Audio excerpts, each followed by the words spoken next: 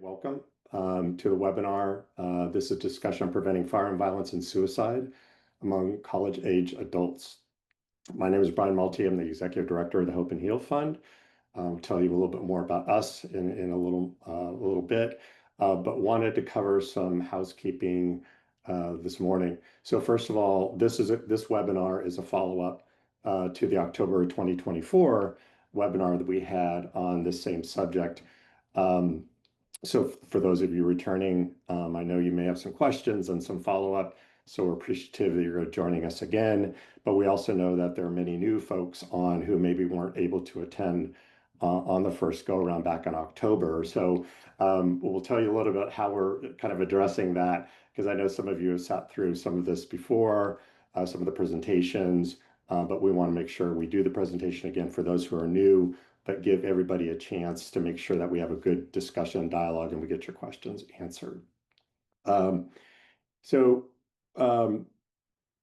of the things we're going to be doing today is take a little bit deeper dive, because I know there are some questions about gun violence restraining orders and the other risk assessment tools that were discussed. So we're going to definitely do a deeper dive today. And again, knowing that some of you were on here before, we want to make sure, and we'll talk just a second about how we're going to make sure that the questions, your questions get answered and not wait till the very end and get it sort of a more discussion. So we might be interrupting some of our presenters a little bit as questions do come in. If you have a question, please use the Q&A box at the bottom of your screen. Don't use the chat, use the Q&A box at the bottom of your screen. The other thing I'd like to say is obviously we're going to be talking about some challenging and difficult subjects, obviously like firearm suicide, firearm violence, and trauma. So please take self-care. If you need a minute, take a minute, because we know that some folks may know others who have been harmed by firearms. And so we want to make sure that we're being very empathetic to all of you. First of all, I'd like to thank the Cal State University system for making this possible, not only the first webinar last October, but this follow-up as well. So our job today, as I think we talked a little bit about, is review information about tools, including the gun violence restraining order, to keep California universities safe from firearm violence and self-harm. This includes students, administration, employees of the Cal State University system. So Hope and Heal is a resource for all of you. We're happy to follow up with any of you at any time to make sure that we're adding value to the work that you do. Again, this session will be recorded. The Q&A box is at the bottom. Please use the Q&A box. Please submit your questions starting now throughout the course of the discussion. Again, we'll be kind of making sure we get those questions answered as quickly as we can as they come in. So we want to make sure that we're not only doing a deeper dive, but giving folks will answer their questions as soon as we can. Also, I think in addition to Cal State University, California Department of Justice, we're working with them a little bit, and our partners at Kaiser Permanente for their support of this project. So with that, before we jump into other things, I wanted to turn it over to emergency management at Cal State University. So again, that's all.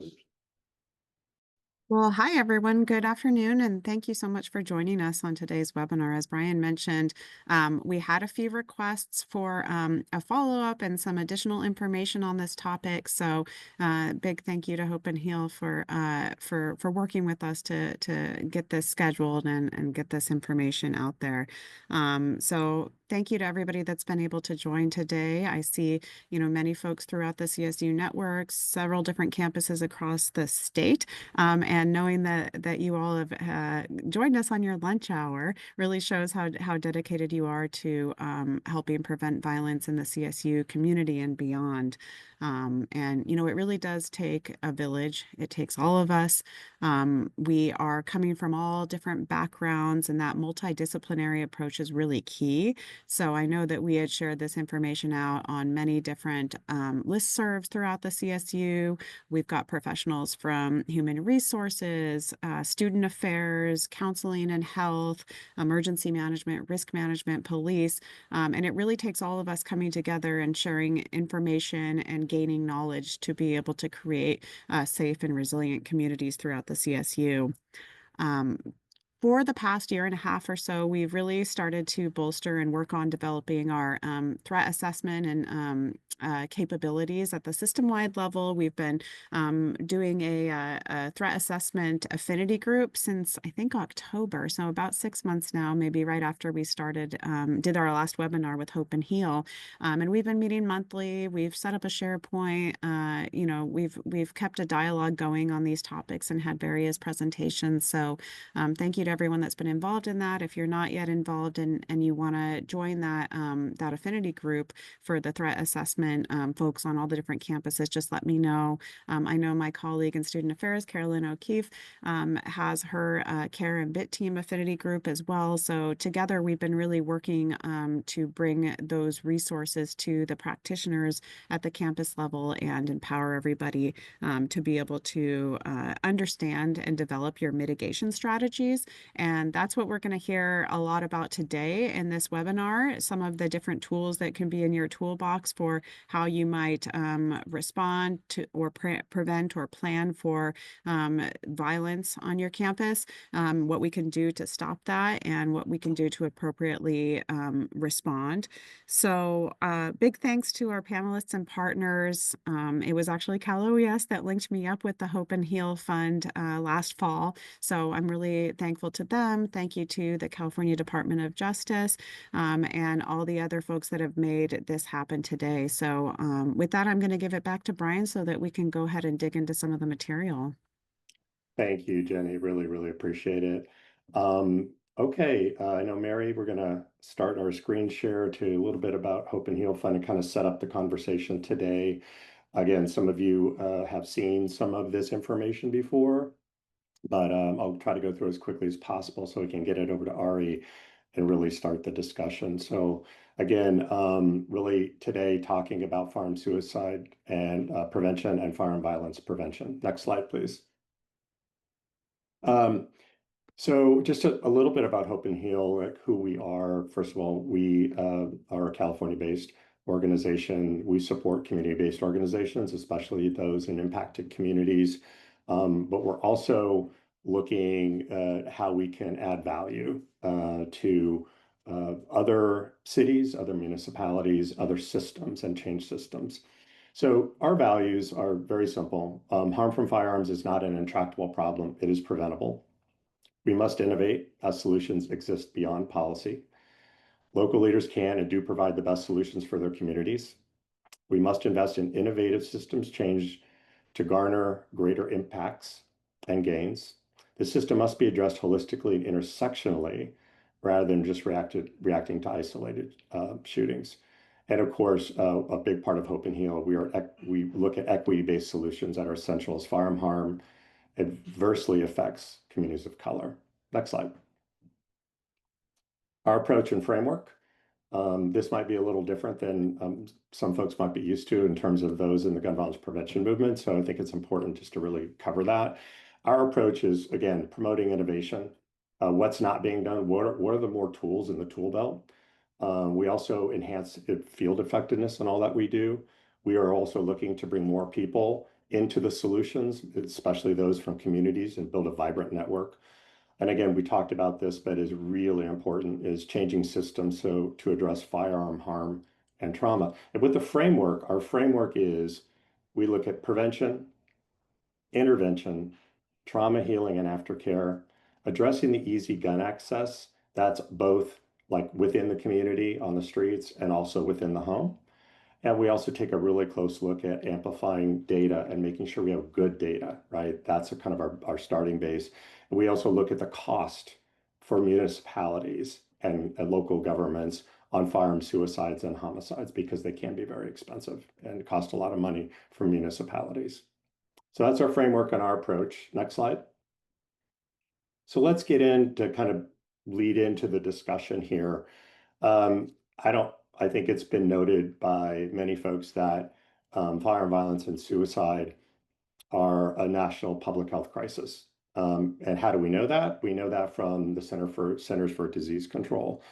That shows, I believe we're the fourth year running, maybe it's the fifth, I have to double check, but Firearms are the leading cause of death for children and teens. Full stop. That's been the case, and unfortunately, it's not getting better. So, when we talk a lot about public health approaches for lots of different things, sometimes gun violence is left out of the equation, but it cannot be, as we know, again, the leading cause of death for children and teens in this country. Next slide. I'm just going to run through a few of these statistics, and I think they're really, really important. Obviously, one of the topics we're talking about today and is really important is mental health and firearm suicide. So just to kind of cover some of the statistics, half of suicide attempts take place within 10 minutes. So firearm access is a major risk factor. Means matter, right? 90% of suicide attempts with a firearm are fatal. So, and that's much more than other methods. So it's really, really important to focus on the firearm and the lethality of the firearm to prevent suicides. Uh, Youth age 19 to 24 saw the largest increase in suicides from 2020 and on compared to other age groups. This is important because we know that during the pandemic, COVID pandemic, and the social unrest after George Floyd's murder, that more households, especially we have the stats here in California, not only do more households buy guns and more first-time gun buyers, but that also includes more BIPOC population and more women, right? So what we have is more firearms in more households, and potentially with the many of these first-time gun buyers not knowing safe storage practices and so on. So that's really important.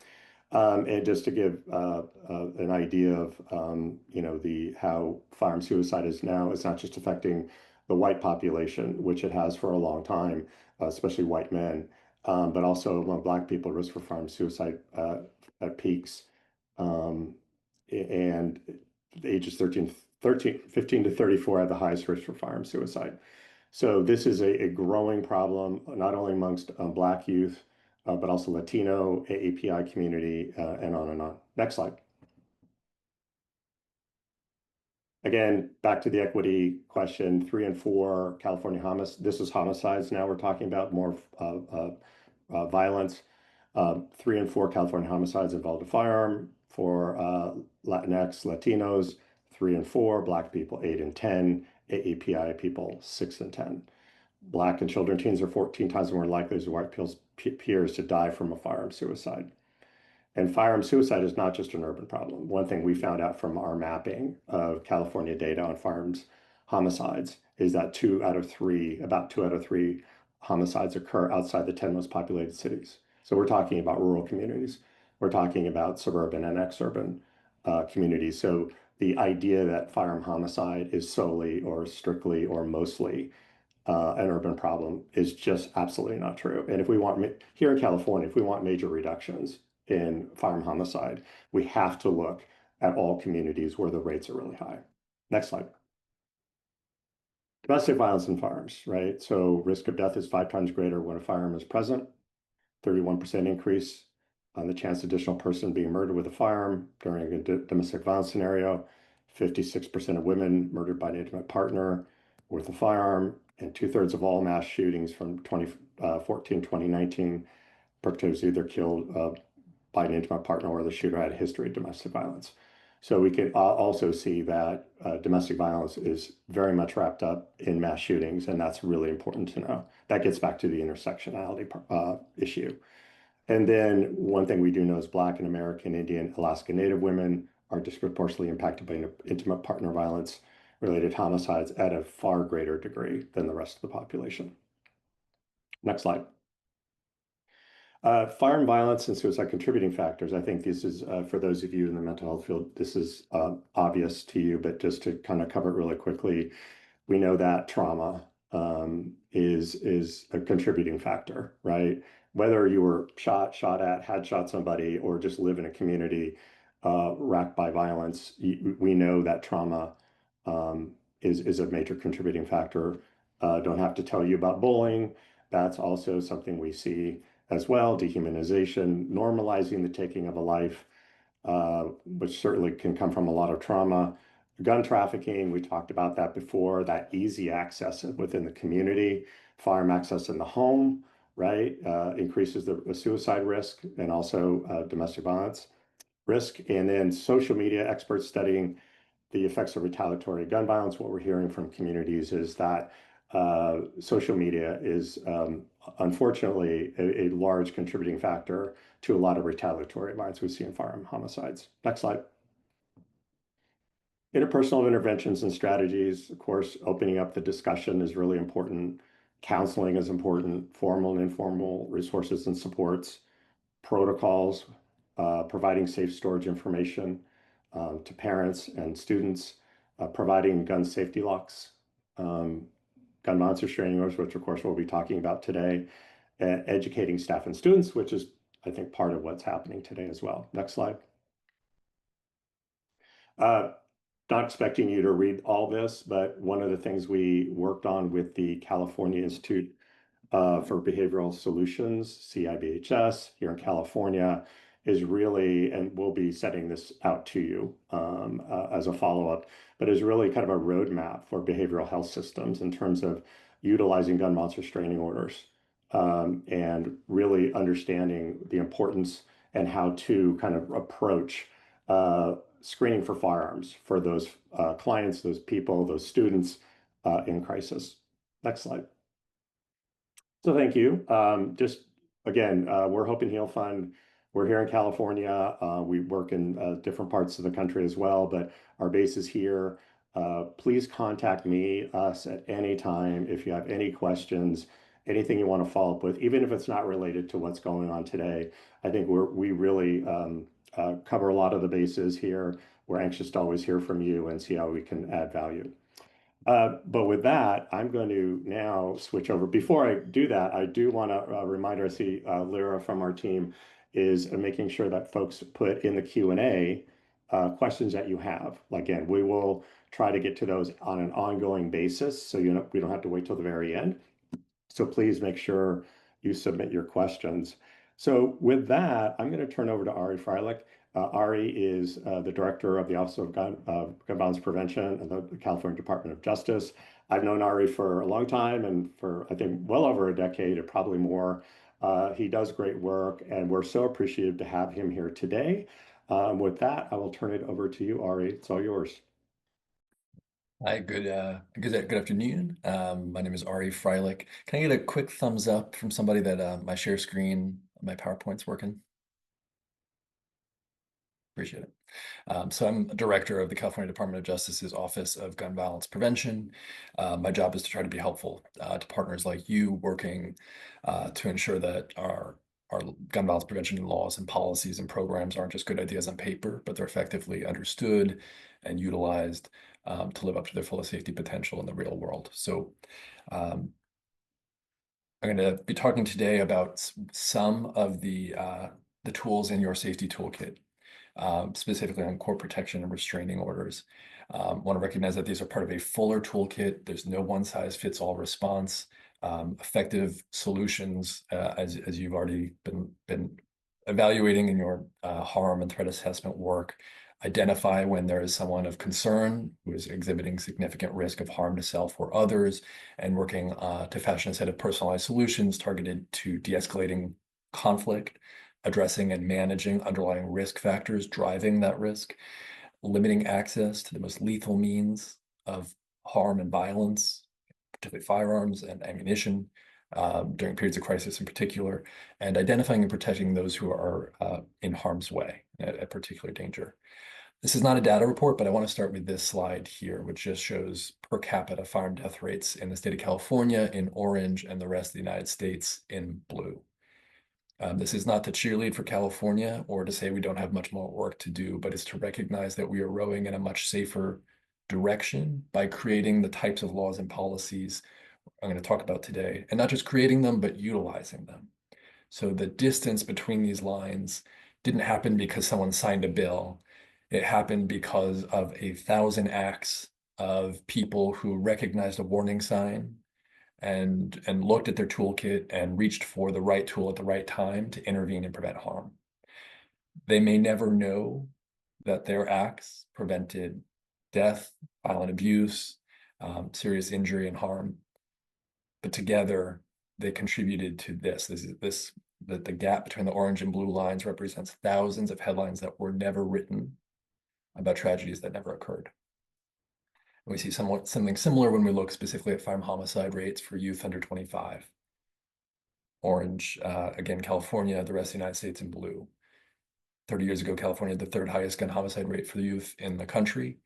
The most recent data we have shows that our youth are about half as likely to be murdered with a firearm than youth in the rest of the nation on average.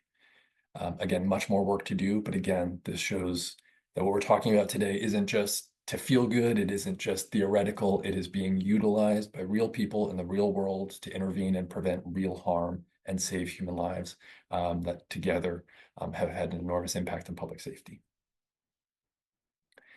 I want to just two more data slides. Talk specifically about why firearms are so important as part of this conversation. Brian already mentioned part of this, but just the unique lethality of firearms is often underappreciated. So on the left, this shows the age breakdown for all individuals who are hospitalized in the state of California for intentionally self-injuring themselves.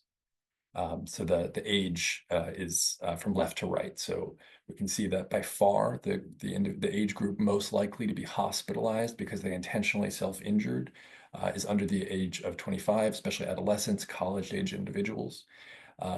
This isn't all self-harm. This is self-harm that was medically urgent and serious enough to require hospitalization. On the right, we see the same data, but for deaths. It's almost a mirror. And so you might be curious about that.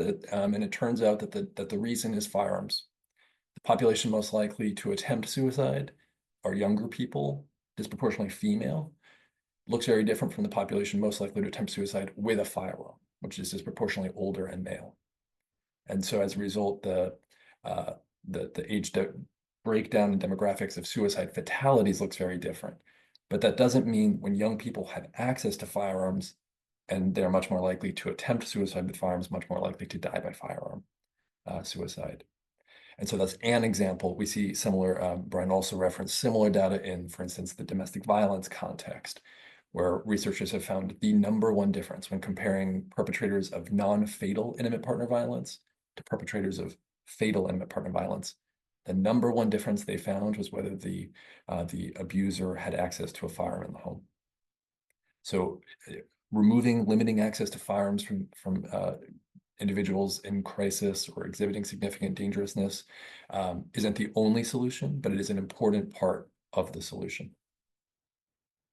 So I want to spend a little bit of time today talking about the ways and the tools available to you through the court protection and restraining order processes. I'm going to spend much more time specifically on the gun violence restraining order and the post-secondary school violence restraining order that are directly available to law enforcement and school officials and to prevent harm in the student setting. But I also want to spend a brief time just kind of laying out the full landscape so that you understand all the tools that might be available to your students as well and to your employees to go into a court and ask for legal protections from someone who's engaged in violent and abusive behavior. California has a uniquely broad array of these processes that are designed to proactively prevent harm. The gun violence restraining order is very unique, as we'll discuss.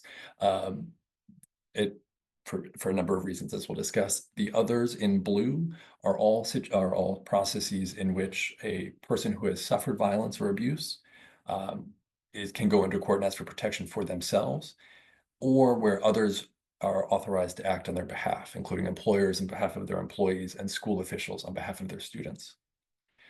In yellow, we have the emergency protective order process available only for law enforcement in emergency circumstances.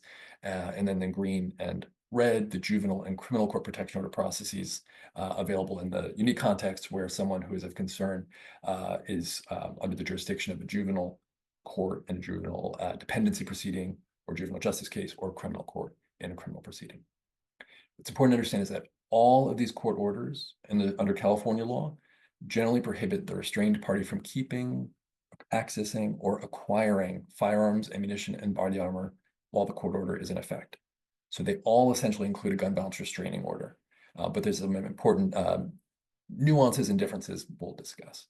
All besides the gun violence restraining order also offer additional safety protections for specific people named in the court order who need protection.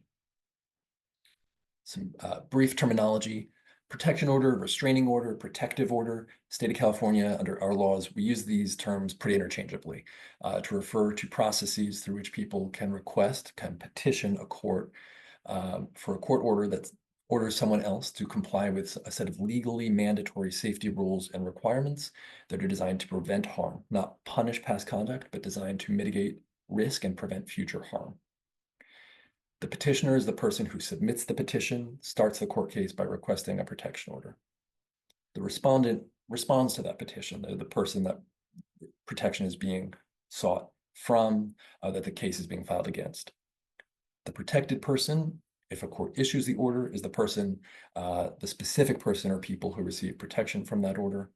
And a restrained person is a respondent that the court has issued a protection order against. The protection or restraining order restrains their conduct, their abusive and harmful conduct. And there are three essentially different types and durations of these orders. Emergency orders, as we'll discuss in a little bit, they're available only to law enforcement. In some emergency situations, law enforcement officers can typically obtain them at the scene of a violent incident by calling a designated judge on the phone. Very short-term protections. They can last for up to 7 days in most contexts. In the case of an emergency GVRO, gun violence restraining order, they can remain in effect for up to 21 days. Temporary orders are typically requested as part of the process of requesting a longer-term final order, similar to the emergency order, but available not just to law enforcement. Any other petitioner requesting a protection order as part of that petition can request that the court issue a temporary order to remain in effect for up to 21 days or until the court holds a hearing on whether to issue a final order, whichever occurs first. They typically need to show additional evidence that that order is necessary to prevent harm during that interim period. And then finally, final orders. These are longer-term orders that are issued after the court has provided the respondent with notice and the opportunity to appear at a hearing. They can, for most types of the orders we'll talk about today, can last for up to 5 years. For some, it's up to 3 years instead. And those time periods are subject to early modification, termination, or renewal by the court. A terminology note: you'll sometimes see these final orders referred to as permanent orders. I find that very misleading because they are in almost all cases not permanent. Sometimes they use the word permanent to refer to an order that lasts for up to 3 or 5 years. Some of the policy principles that kind of underline all of this area of law and policy in this toolkit is: 1, we want survivors of violence, threats, and abuse who need protection from any person to have a protection order process available to protect them from further harm. 2, we want other petitioners, including law enforcement and school officials, to be empowered to seek protection orders on survivors' behalf. 3, we presumptively require courts to include firearm access restrictions in these protection orders when they found that an individual has engaged in violent, abusive, or dangerous conduct. 4, we want to create the gap-filling gun violence restraining order process to proactively prevent harm and suspend legal access to firearms in cases where other prohibitions are not in effect, when someone has demonstrated their significant danger, especially to groups of people or the public or themselves, but are otherwise legally eligible to possess and acquire firearms. 5, we want to make sure that these are effectively implemented in practice. So that requires effective coordination between courts and law enforcement in particular to ensure that these protection orders provide meaningful protection quickly. And finally, we want to ensure that our systems are set up to effectively block respondents subject to these orders from both keeping firearms they already have and from acquiring firearms and ammunition they do not yet have. Some key differences between all of these orders: who can petition? Who does the order protect? What types of safety rules and protections can the court include in its protection order? And finally, how long can it remain in effect? How long does the order last? So I'm going to move quickly just because this is covering some of the ground I covered in the previous report, previous webinar, and want to make sure we have time to spend more detail on the gun violence restraining order and post-secondary school violence restraining order But I want to emphasize some commonalities too. So we talked about some differences, but some commonalities. Again, courts must include firearm restrictions in all of these orders when finding that an individual engaged in violent, abusive, or dangerous conduct and dangerous to self or others. 2, protection orders are accessible. So it is free to file a petition and free to have law enforcement serve that order if the case involves allegations of violence, abuse, or dangerous conduct. Person who becomes subject to any of these orders must generally relinquish any firearms or ammunition or body armor they already own, possess, or control to either law enforcement or licensed dealer within 24 hours of receiving notice of the order, and they have to provide proof of compliance that they did so within 48 hours. If they fail to do so, they are in contempt of court, subject to fines and criminal penalties. And finally, the restrained party will not just be required to relinquish firearms they already have, but will be blocked from passing background checks to acquire firearms and ammunition legally. We have reports and handouts, spreadsheets that try to provide some of this information in a more accessible format. So happy to share those links. They're also available on the Department of Justice's Office of Gun Violence Prevention website. The protection order process is designed to be accessible to unrepresented litigants, individuals who do not have an attorney. So there's a lot of support online, self-help websites at the courthouse to assist you. And the forms themselves will have helpful prompts to help the petitioner understand what is required of them. It can be helpful to spend a little bit of time looking at the petition forms themselves in advance. So you're not looking at it for the first time, understanding what you'd be required to complete in those forms when petitioning for these orders. They're available at these websites and also physically in courthouses. It's also a good idea to check your local courthouse. Courts may sometimes have local rules requiring, for instance, you to submit a local cover form with some additional information required by the local court. But generally, these are standard court forms used throughout the state. We're a very form-based system, so there's a set of forms specific to each type of order that must be completed as part of essentially a packet of forms that must be completed as part of each protection order process. This is what these websites look like. As you'll see, you'll be able to click type of restraining order, domestic violence, workplace violence, gun violence restraining order, and get more information and guidance. Some of the safety provisions available through these orders are personal conduct orders that can order the respondent, for instance, to not contact someone or not abusively harass. They can prohibit abuse, stalking, harassment conduct. They can, for some of these orders, mandate that the respondent undergo counseling, anger management. In the domestic violence context, they can also have orders governing child custody and visitation with an abusive parent, for instance. There are stay away orders, which I think are common to all of these, except for the gun violence restraining order, requiring someone to stay a minimum distance away from a protected person or for certain locations like the protected person's school, workplace, childcare location, vehicle. Important for today's conversation, some of these orders have processes, for instance, that can order the respondent not to enter the protected person's workplace or school, campus, or facilities. And all of them, again, have firearm and weapon restrictions.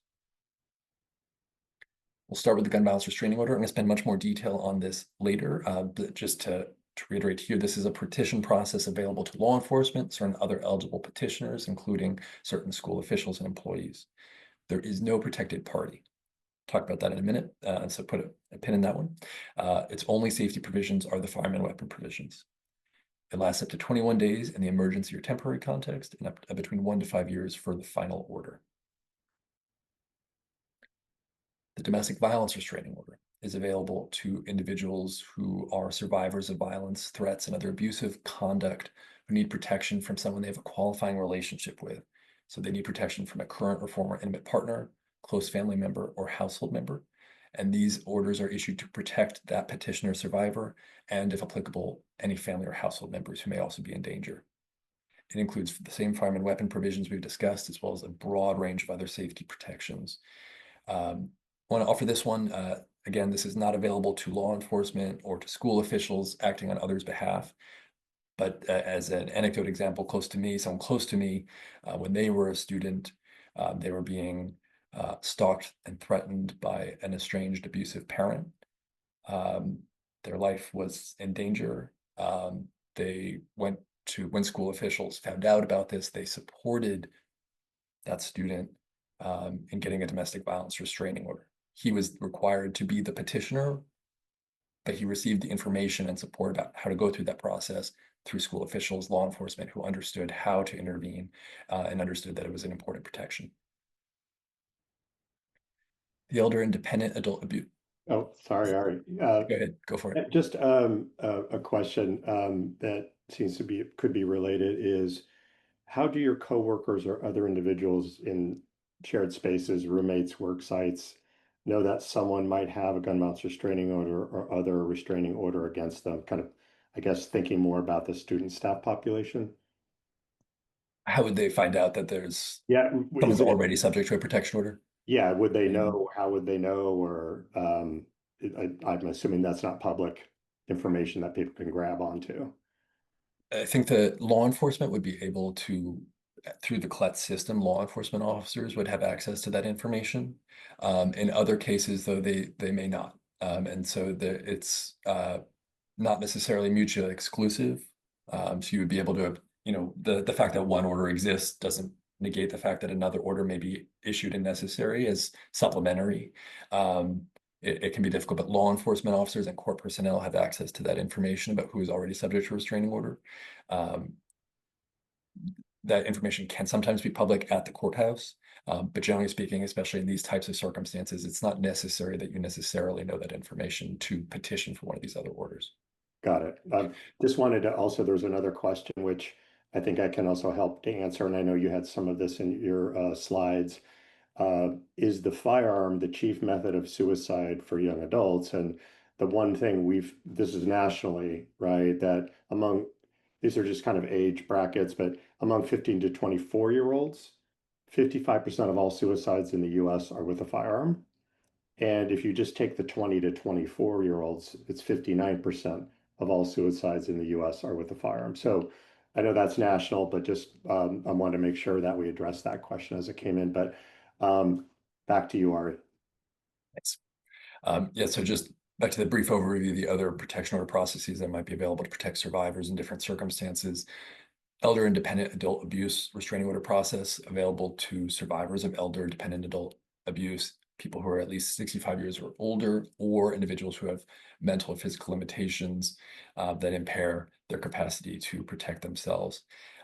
This process is available to those survivors directly and to others acting on their behalf, including conservators, county protective service agencies. The civil harassment restraining order is another one that your students, employees may frequently utilize. It is in some ways, the most flexible. It's open to someone who needs protection from any other person, regardless of relationship they have, if they've been harmed, threatened, stalked, or abused. So we frequently see this, for instance, in hate-related threats. Those may be coming from a stranger or an acquaintance, someone that the survivor does not have any personal relationship with, but they need protection from. This order also protects the petitioner survivor and their family or household members, includes firearm and weapon provisions, and many other safety protections, including stay-away orders. Workplace violence restraining orders are available to employers seeking protections, employers including public agencies, I will say, seeking protections for one or more employees from someone who has been violent, abusive, or made threats of violence connected to the workplace. And starting this year, collective bargaining representatives are also eligible to petition for these orders on behalf of employees they represent. These orders are issued to protect employees, defined broadly, who have experienced that abusive harassment, violence, or threats of violence, as well as other employees at the employer's workplace or other workplaces of that employer, and employees' family or household members, if needed, to protect them from danger. Post-secondary school violence restraining orders. I'm going to dive into this one in more detail in a bit, but just to start us off here, this is available to school administrative or safety officials at post-secondary institutions of higher education seeking protections from someone who has been unlawfully violent or made credible threats of violence against an adult student. This process is only available to private schools today, but legislation passed last year, which will take effect January 1 of next year, expands this to public institutions too. So I'm gonna emphasize through most of my discussion today this law and process as it will exist starting January 1, 2026. This is available to chief administrative officers, so the highest ranking school official, or an officer or employee designated by that chief administrative officer to maintain order on the school campus or facility. And as we'll dive deeper into this process, but this order is issued to protect adult students who have suffered unlawful violence or credible threats of violence, similarly situated students, and these students' family or household members. And it can include the same firearm and weapon provisions as the other orders, as well as many other safety protections, including orders not to enter the school campus or facilities. Emergency protective orders, as I mentioned, are available only to law enforcement, usually obtained orally by calling a designated judge on the phone in emergency circumstances. They expire very quickly. Most of these are issued to protect named survivors of domestic violence or child abuse, and those types of orders last for up to 7 calendar days. There's an emergency GVRO as well, which we'll discuss in just a moment. Again, juvenile court restraining orders are available to people who need protection for or from a juvenile who's under the jurisdiction of a juvenile court in various types of cases.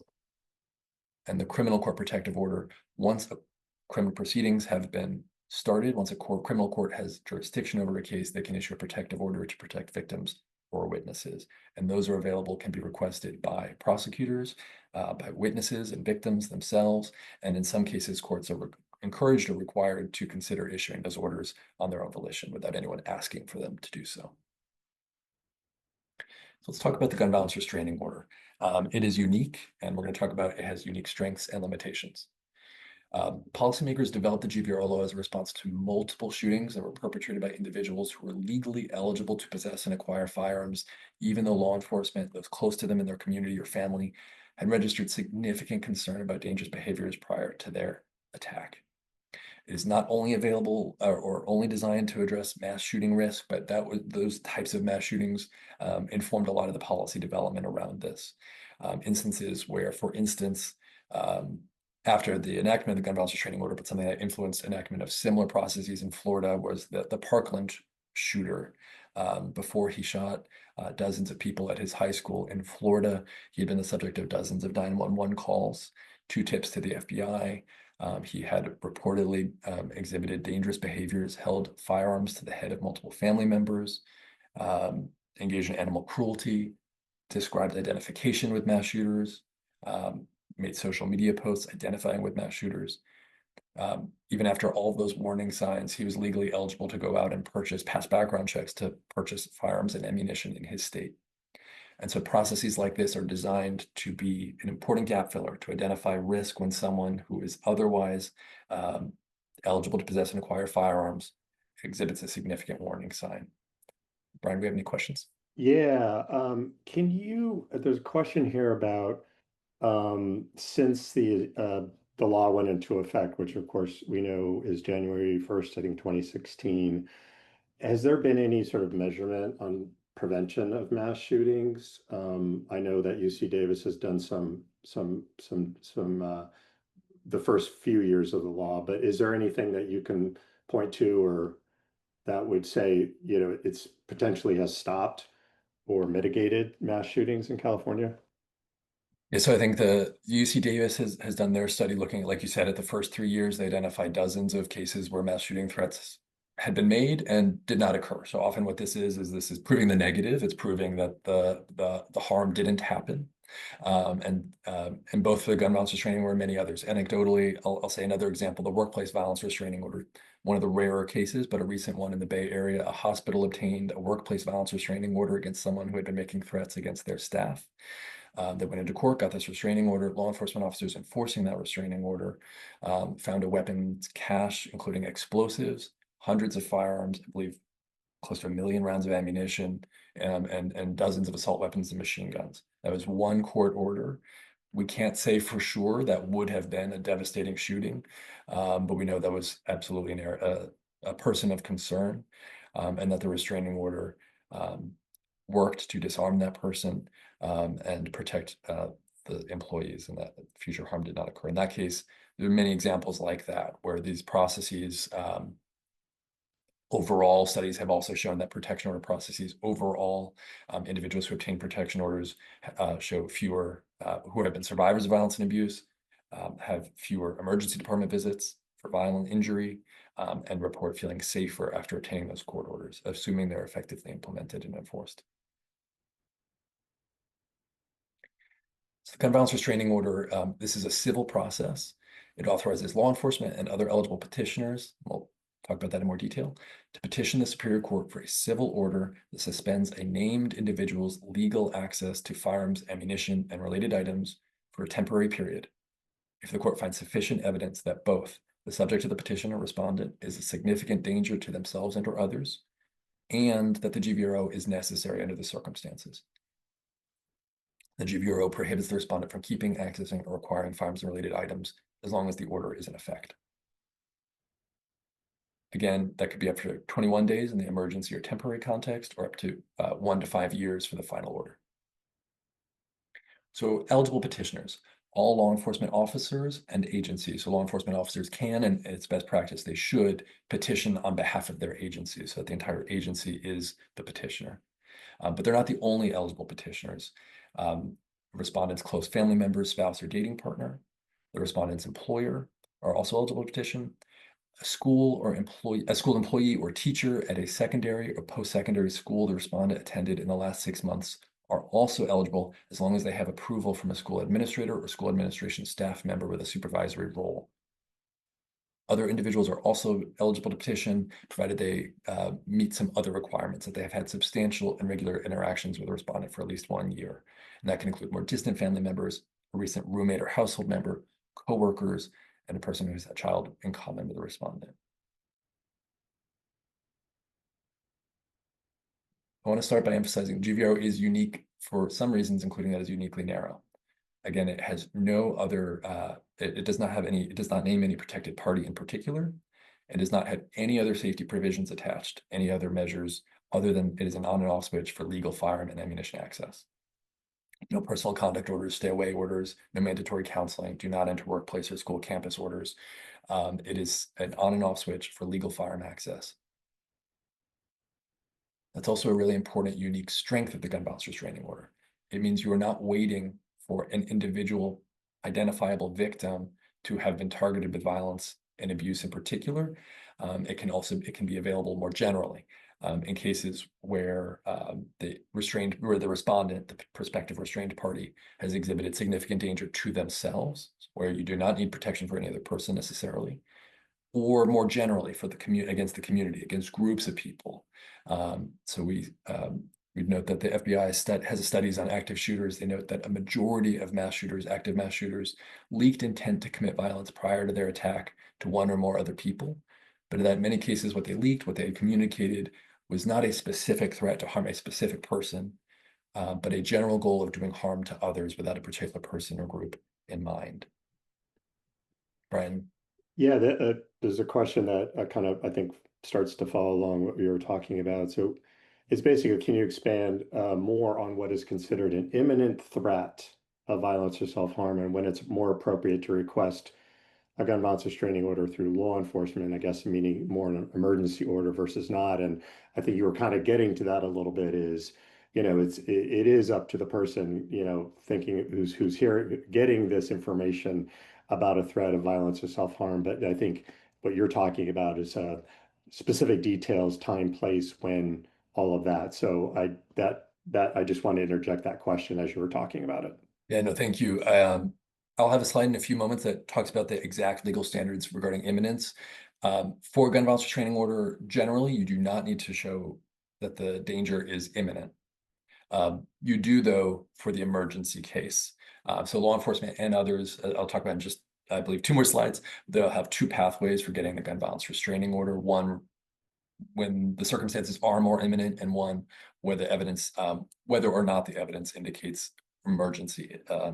So I think some of the things you're going to want to consider in whether to obtain a gun violence restraining order versus other protections might be the gun violence restraining order is particularly uniquely equipped for cases regarding mass shooting prevention, where someone may, like the example I mentioned, they may not have communicated threats to any other person, but it's possible that someone comes across, we've had cases where a parent or a roommate comes across a journal or internet search history that indicates that someone is acquiring firearms, identifying with mass shooters, talking about mass shooting, expressing interest in generalized harm to others.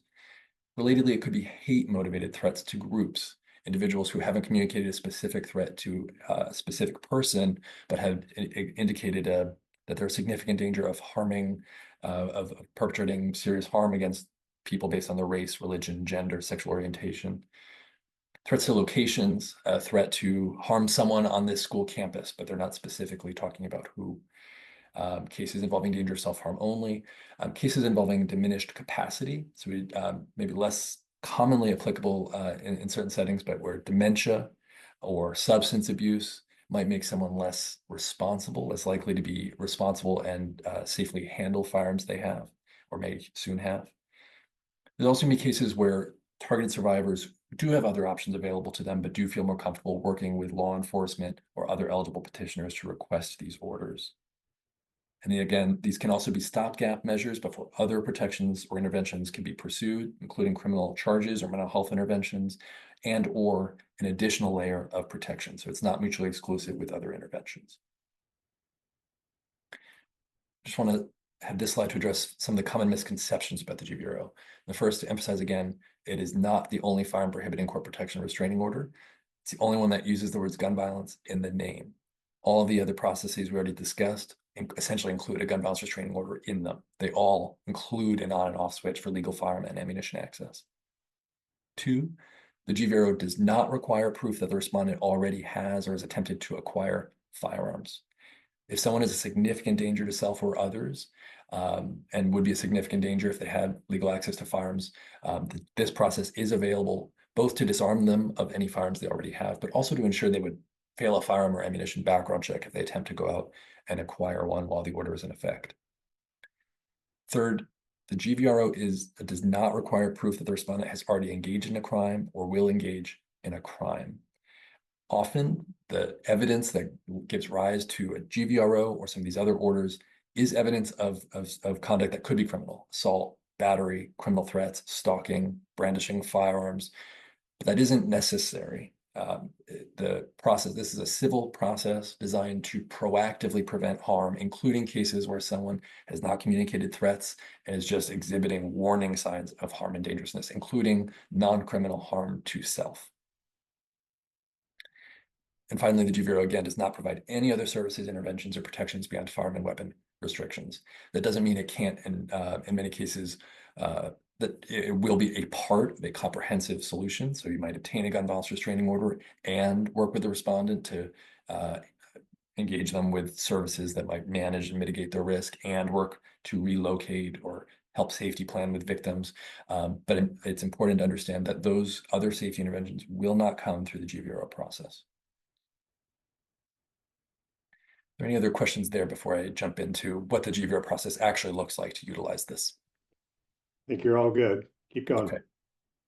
So as I mentioned, there's 2 pathways for initiating this process. There's the emergency pathway and the standard pathway. On the left, the emergency pathway is available only to law enforcement. And this is, I'll talk on the next slide about what the different standards are, but this is typically when an officer is responding to a call for assistance or otherwise has evidence that someone is a more immediate and present danger by having legal access to firearms. There, they can call a designated judge on the phone, and using the EPO 002 court form, the emergency gun violence restraining order, they can obtain an immediate emergency gun violence restraining order to remain in effect for 21 days. If the court grants that request, issues the emergency gun violence restraining order, the judge should simultaneously set a court hearing on a request for a final gun violence restraining order to occur within 21 days.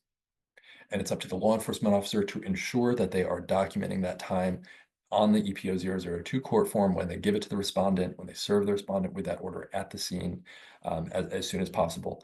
And this pathway leads to the hearing. which can result in a final GVRO 1 to 5 year after the hearing, and or if the respondent essentially declines the right to a hearing and simply consents to the order.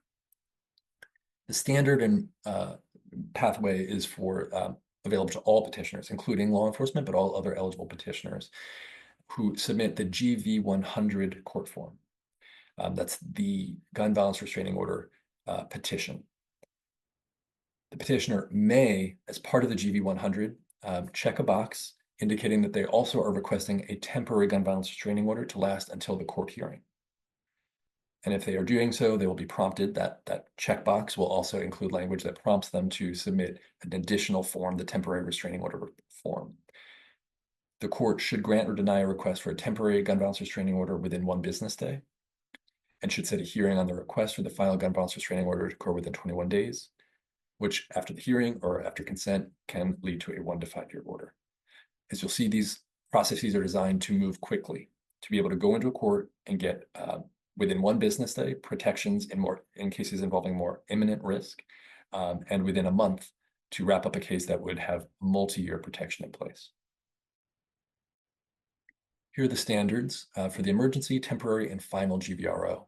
For the emergency GVRO, the court is going to be looking to whether there is reasonable cause to believe that the respondent poses an immediate and present danger of causing personal injury to self or others by having the legal ability to possess or acquire firearms, and that a GVRO is necessary under the circumstances. So as you'll see, the standard of proof is a little bit lower, reasonable cause to believe, but it requires more evidence of imminence, immediate and present danger. In the temporary GVRO, the court is looking to, is there a substantial likelihood that the respondent poses a significant danger of causing personal injury to self or others in the near future, and that a GVRO is necessary under the circumstances. So they're requiring a little bit more evidence, substantial likelihood instead of reasonable cause to believe, and somewhat less evidence of imminence, but some. So no longer immediate and present danger, but a significant danger in the near future. And then for a final GVRO after hearing or consent, they require more evidence, clear and convincing evidence, that the respondent poses a significant danger and that a GVRO is necessary. For this order, there is no evidence, no finding required that the danger be in the near future or immediate and present. Are there any questions about that so far? Nope, you're still good. So as you'll see before, the second prong of this is whether a GVRO is necessary. So you're both looking at whether the respondent is dangerous to self or others and whether the GVRO is necessary. And a GVRO is necessary if either of the following is true. Less restrictive alternatives have been tried and found to be ineffective, or less restrictive alternatives are inadequate or inappropriate for the circumstances. Our laws lay out the kinds of evidence courts must and can consider when deciding whether to issue a gun violence restraining order. And so this is essentially maybe a helpful checklist for you to think through the type of cases that might merit this process and the type of evidence that the courts might be looking for in determining whether to grant a request for a gun violence restraining order. So in determining whether to issue a GVRO, courts must consider this evidence: recent past 6 months threats of violence or acts of violence directed toward another individual, group, or location. Similarly, recent threats of violence or acts of violence directed towards self, so suicidal, self-injury acts or threats. Relatedly, a pattern of violent acts or violent threats that might go back within the past 12 months. Recent violations of unexpired protection or restraining orders. So if a student, for instance, comes in and says, I obtained this domestic violence restraining order, I currently have it in effect, but the respondent has violated it, they're still following me, I think they might still have firearms. That's the kind of evidence that a court might evaluate. That is a crime separately, which should be dealt with, but also it's the kind of evidence courts are required to consider in determining whether to issue a gun violence restraining order. And if the respondent has past convictions of a misdemeanor offense that result in 10-year firearm prohibitions, including assault, battery, criminal threats, criminal brandishing, stalking, that criminal history can be evidence. It's evidence that courts are required to consider. Brian? Yeah, the question came in. So if someone has a gun violence restraining order filed against them, does that show up on a background check? Because I think one of the important things, right, Ari, is that you may own firearms, but you can also get a gun violence restraining order against someone who does not own firearms because they may go out and purchase one. So I guess the question is will it show up on a background check while the order's in place? And when the order expires, is someone able then to legally buy firearms again? I just want to make sure I'm understanding the question right. On a firearm and ammunition background check? Yes, firearm and ammunition background check. So is this part of a background check while the order's in place, and what happens when the order expires?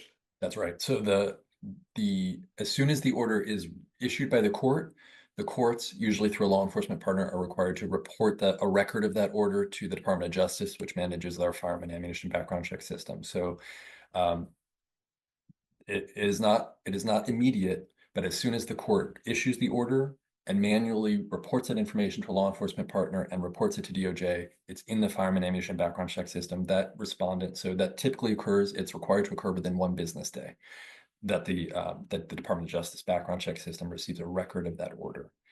So that means that the respondent will fail firearm and ammunition background checks, assuming the Department of Justice has received a record of that order, will fail firearm and ammunition background checks as long as the order remains in effect. Once the order expires, they will not fail firearm and ammunition background checks unless they are otherwise legally prohibited. Ari, I have a somewhat complicated question, so I'm not going to type it in. Sure, go for it. I'll just ask it. A scenario that we sometimes see on our campuses is a student comes to the attention of a care team or a behavioral intervention team because of impulse control or poor judgment, something like that. And then we may also be aware um, through either the student sharing this with individuals or social media posts or other things that they are somebody that owns firearms. And then we may also be aware that the student, we may or may not be aware of this, but we might actually know that the student has a mental health diagnosis or a brain injury or something like that, which is kind of like this kind of perfect storm, um, where they haven't necessarily made any threats, but we kind of have all of these ducks that are lining up and creating this perfect storm. And I guess the question I have is a gun violence restraining order kind of appropriate in that kind of situation? Because we always also want to be careful about not discriminating against somebody who has a mental health condition, yet at the same time that there's the safety concerns. Absolutely. And I think that's a really important question because I think, one, it leads up to my next slide, and two, I think this is a process designed for individualized assessment of dangerousness. And so then the right question to ask, I know this is a training that you have to apply across the board, but it's this because it's an individualized assessment tool, it requires a holistic individual view of dangerousness. So the slide I showed you before is the language that court must consider evidence of that. It's essentially the most serious if someone is engaging in threats, specific recent threats against himself or others, or violating restraining orders designed to protect someone. We want the courts to absolutely look at it. But this slide shows the courts are also authorized, they may consider any other evidence of an increased risk for violence against self or others. And so that I really encourage you to view that as a holistic. So in isolation, all the things you mentioned may not, if that was all you saw, may not add up to a gun violence restraining order case. But when you describe the perfect storm, that's what the gun violence restraining order is designed for. It's a case where someone who has a number of risk factors that together amount to enough evidence for the court to say that this person is a significant danger by having the legal ability to possess or go out and acquire firearms, and as a result, a GVRO is necessary. So do remember that the GVRO is necessary is a real prong. It's not enough to just say that they're a danger. You have to then evaluate whether other less restrictive means other than the GVRO are available, and whether they've either been tried and found to be effective, and whether or are inadequate and inappropriate for the circumstances. And that could be a circumstance where it may be relevant that someone has received a mental health diagnosis, has received some mental health support and treatment, and those less restrictive alternatives, but for the GVRO, have not proven adequate or effective at mitigating this person's risk of harm to self or others. Does that answer your question? Yes, thank you so much. Sure. So this is a relatively long list, and it's an example list. So the statute lists the types of evidence that could also be considered, but it's not exhaustive. So we're looking at anything regarding the unlawful and reckless use, display, or brandishing of firearms that indicate increased risk, past threats, history of use or attempted use of physical force, evidence of stalking. And I'll emphasize that in California, the legal definition of stalking does not require that someone be physically followed. Malicious cruelty to animals, prior felony arrests, prior violations of court protection and restraining orders, evidence regarding ongoing abuse of alcohol and controlled substances or related criminal offenses regarding alcohol and substance abuse, evidence of recent acquisition or attempted acquisition of firearms, ammunition, or deadly weapons, or evidence at any time of acquisition of body armor.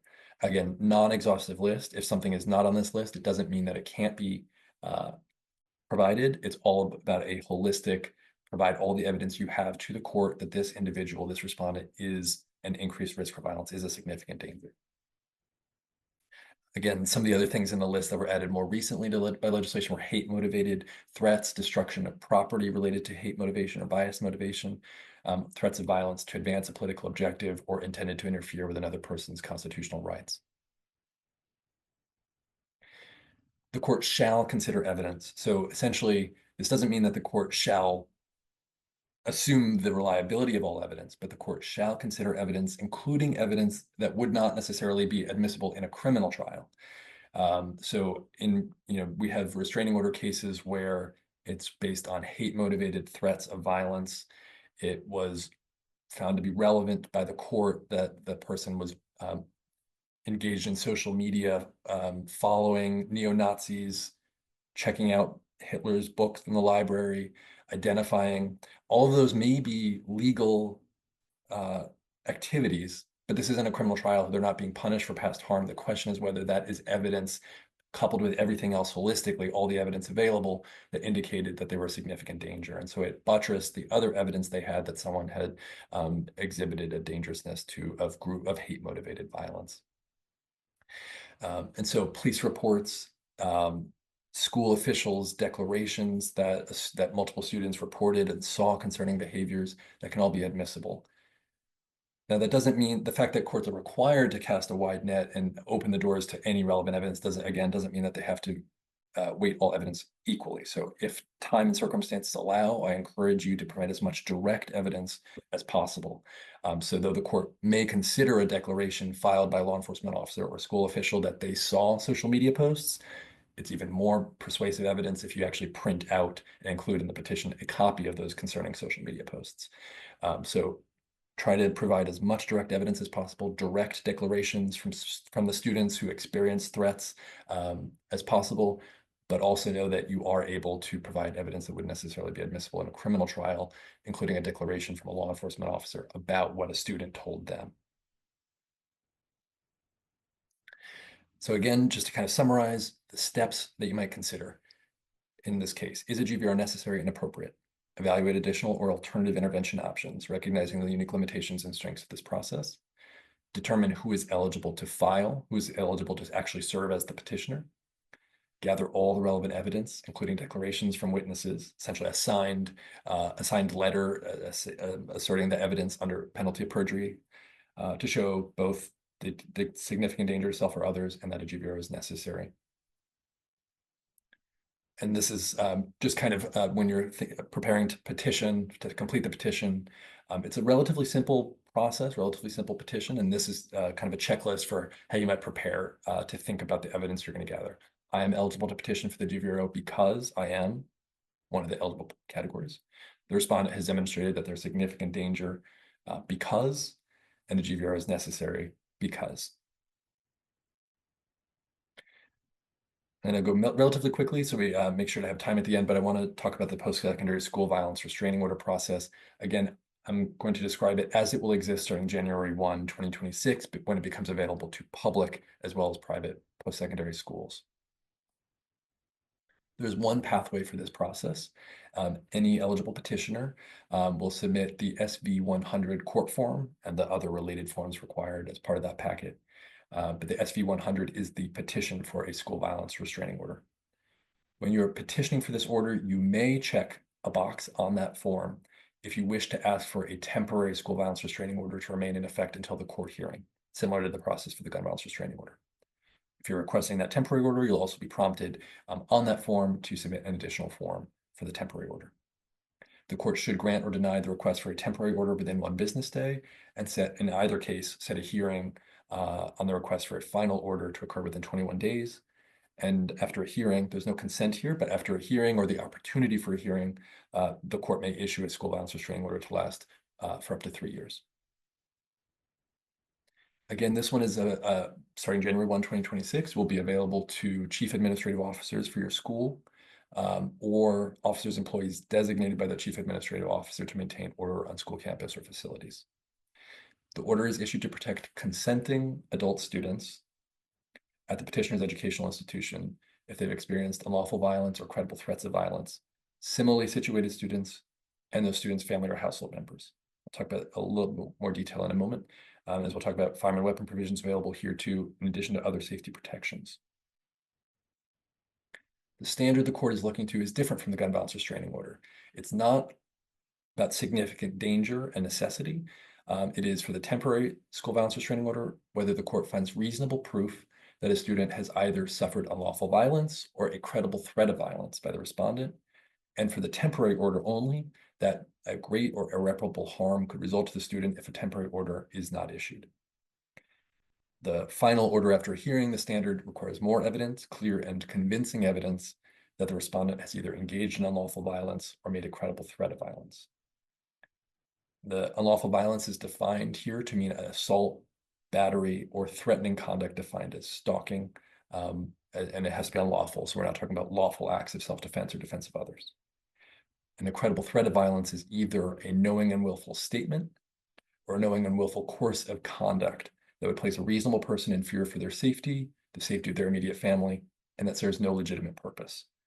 A course of conduct is a pattern of conduct composed of a series of acts over a period of time, however short that period of time, as long as it evidences a continuity of purpose. So, as you'll notice, there are differences here. Here, some harm has already happened, including either unlawful violence or the threat of unlawful violence. So you aren't necessarily engaged in as much prospective evidence gathering about this person is a significant danger because, irrespective of whether they have, in the gun violence restraining order context, they may not have communicated those threats to any other person. Here, they have communicated those threats to another person, either through their statements or a course of conduct, or they've engaged in unlawful violence already. If you establish that harm, that threat, that violence has already occurred, you do not need to go to other steps about necessity or future dangerousness. That is assumed based on the fact that unlawful violence or credible threats of violence already occurred.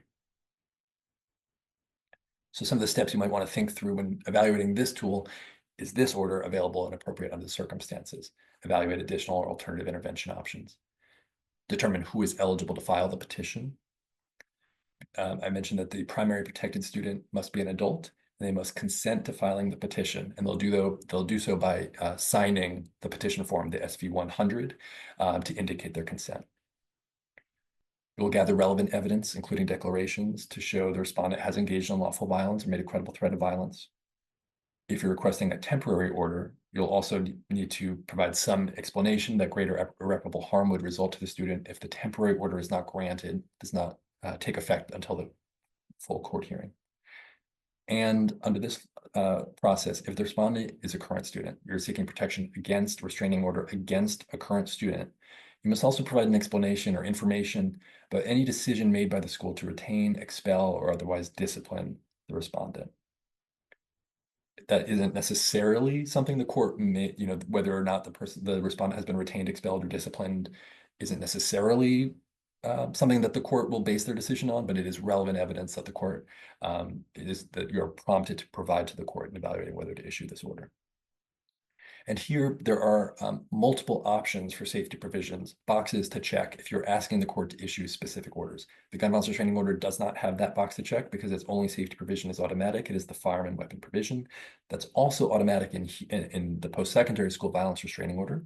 But you are also authorized when petitioning for this order to check boxes indicating that you're asking the court to, among other things, order the respondent to not make threats of violence, order them to not harass, intimidate, molest, attack, strike, follow, order them to not stalk or follow a protected person during school hours or to and from the school, orders prohibiting contact or communications entirely, orders saying that the respondent may not enter the protected person's school, campus, or facilities, orders saying they must stay a certain distance away from a protected person or a certain distance away from protected person locations, and other orders necessary to effectuate these other requests.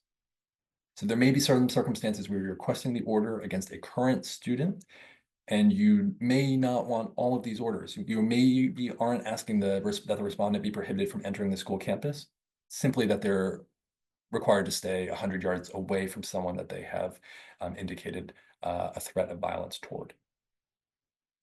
Again, the firearm ammunition body armor restrictions are automatic here.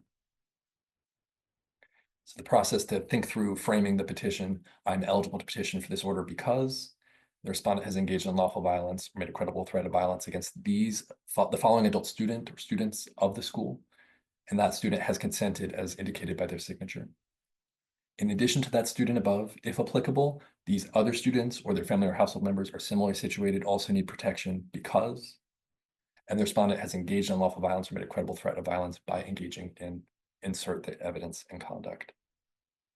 I have similar slides for the workplace violence restraining order process. I think in the interest of time, I'm just going to rush through this. Process is very, very similar to the school violence restraining order. So I'm going to go very quickly to leave time for questions.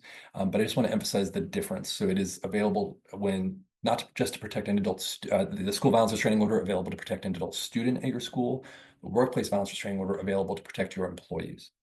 So if one of your staff members has been the target of violence, threats of violence, or abusive conduct, this is a process available to you as an employer.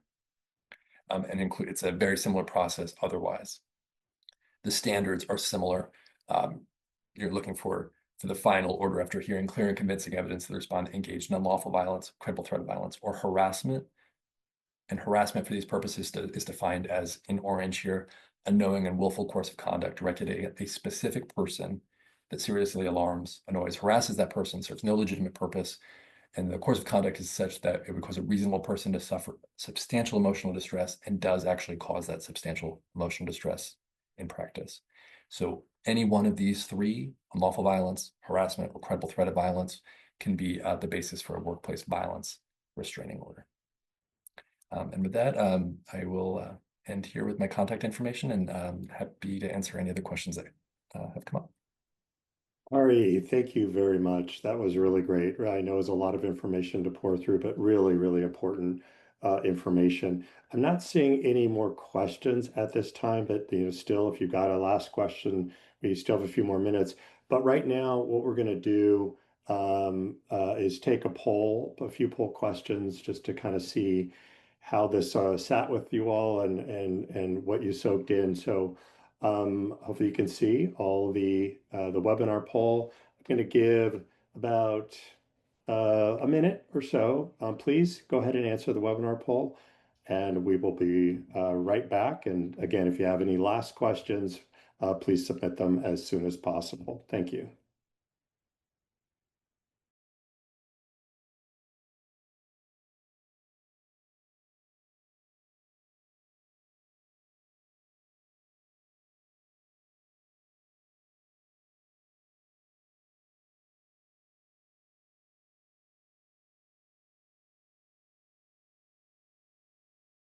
Okay, last chance to answer the poll questions.